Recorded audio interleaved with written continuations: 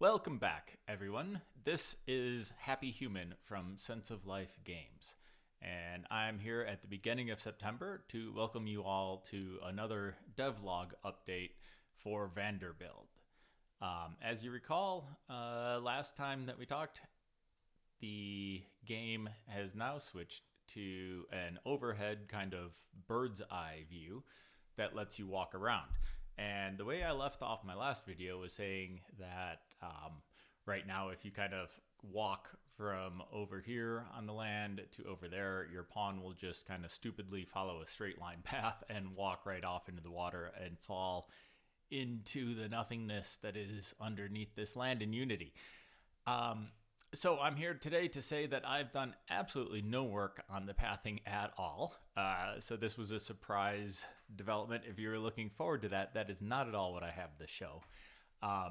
Instead, what I realized pretty quickly, right after recording the last video, is that pathing, making that more intelligent would really be quite a bit of work on my part because I've never dealt with that in Unity before.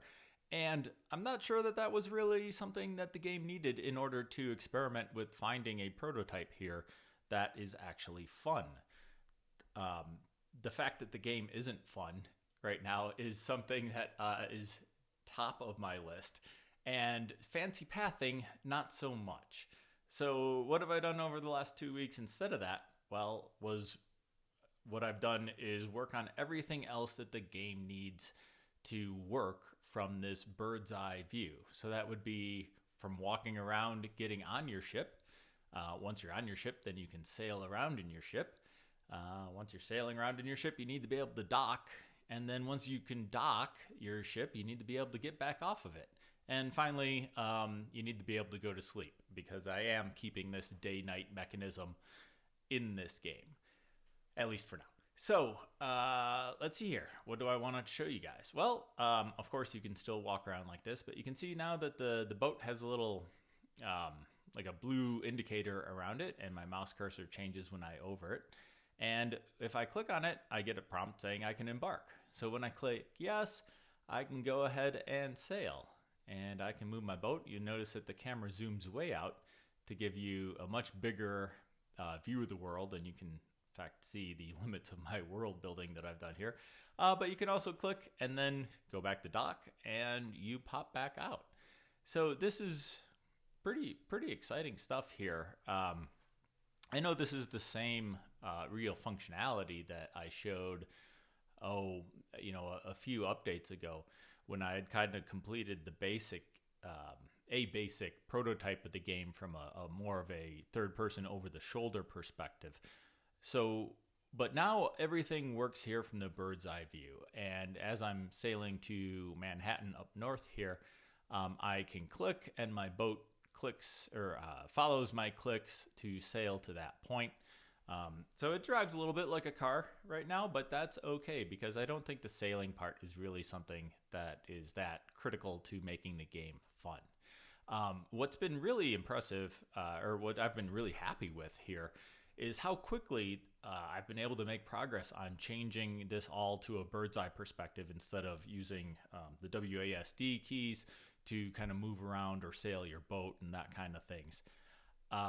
So there are definitely some shortcuts that I've taken. Just as an example here, if I'm sailing over here and I can click on one of these docks right here and I click yes, and boom, my boat warps right to that dock and I can get off of it.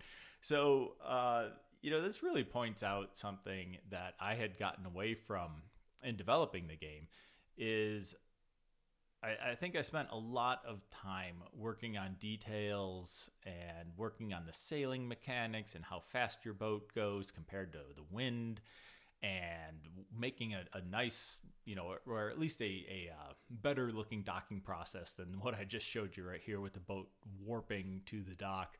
I spent a lot of time looking back at it on putting on a ramp that would appear so that your character could actually walk off the boat and onto the land, and then vice versa, putting in controls for the boat's rudder and steering as a function of how fast you're going and making the boat kind of tilt as you're going into the wind and all that stuff. was a lot of time spent on a lot of detail and wasn't really getting at the core of what I'm trying to do here, because this is really my first game that I've designing. And all of that was work that wasn't trying to find something that made the game actually fun, which is the core of what a game is supposed to be. So it was a lot of time spent in details and things like that. And I'm really happy with how, over the last 2 weeks at least, I've been able to really focus on taking those shortcuts. This is just another example of a shortcut here. I can talk to any of these NPCs here, no matter how far away I am from them, right? That was something that I put time into, before this kind of retake, to move the camera up here to the bird's eye view, and really focusing on trying to find something that's going to actually be fun for the player. So that is the big news here that I've got to say. And this is kind of cool, and I can get back on my boat and sail back to my home island down south here of Staten Island. And anyways, so that's what's been done over the last 2 weeks here.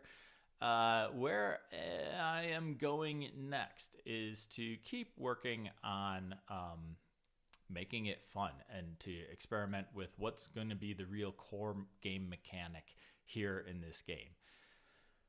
So what I think that's going to be, and who knows, this video has dramatically changed what I thought this video was going to contain 2 weeks ago when I posted my last update. But what I think I'm going to work on over the next 2 weeks here is on contracting with the NPCs. Because I think that's going to be a real core element of this kind of tycoon game, where you're building a business and you're trying to get customers and things like that. And also contracting with customers is a aspect of the relationship management part of this game that I think is really going to be part of the essence of what this game is all about. And I know that's still kind of vague. I can't really talk about it in more detail because it's still kind of vague in my own head as I'm thinking about it. So these next 2 weeks are going to be a lot of experimentation about that. I've got some ideas, but nothing really solid that I can put into words right now.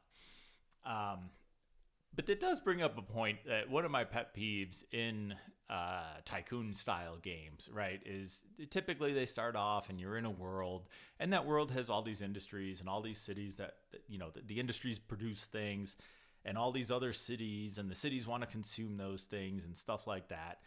And they all start unconnected from each other, and your job as the transportation tycoon is to make it something all connected so that these goods can get to the cities and people can consume them and all that kind of stuff, right? But it does kind of beg the question of, well, if these industries aren't connected to the cities, then how did these industries come about, right? There's not a factory just sitting out there somewhere in the wilderness that's producing things and no one's buying it, right? That's a really good way to have a factory go out of business if no one's buying the stuff. So one of the things that I want to explore here with contracting the different NPCs that are going to be on your home island here is I think they should all start having some sort of transportation contract with somebody else, right? A competitor to yourself. And then you need to find a way to kind of offer value to that customer, a unique value that they're not currently getting from their existing vendor, so that you can lure them away and convince them to switch and start using your service to move their goods wherever they need it good. Because that's how the real world works, right? If you're, I don't know, let's pick an example of you're running a social media marketing firm. And if you're really small and just starting off here on your own, yeah, maybe you do work with entrepreneurs that aren't doing anything on social media, right? But if you get bigger, the customers that you're finding, they have some solution out there already. They're doing something for social media, and you need to convince them with a reason to stop doing whatever they're doing and start doing the thing that you're offering. So I think that's something really, really common in business, and that's something that I want to reflect in this game as well. Because it is really important that that's how it works to me. So the twist here that I want to kind of leave you guys thinking about is that you might think that this puts, or it might sound like that this puts a emphasis on competition, right? All of these potential customers that you have already have some sort of deal worked out with a different transportation vendor, and you need to come in there and you need to outcompete them. But what I really want to point out here, or what I really want to get you guys to think about until my update in 2 weeks from now, is I think that this actually really demonstrates that capitalism, free enterprise, markets, whatever you want to call it, is essentially about cooperation. So if you're intrigued by that question and want to hear more about that, and more importantly, want to see what in the world contracting with these kind of red NPCs out here in the world looks like in 2 weeks, come back and tune in next update, which should be again in 2 weeks. So thank you very much for checking out my video. I hope you guys are excited about the progress here. I know I am.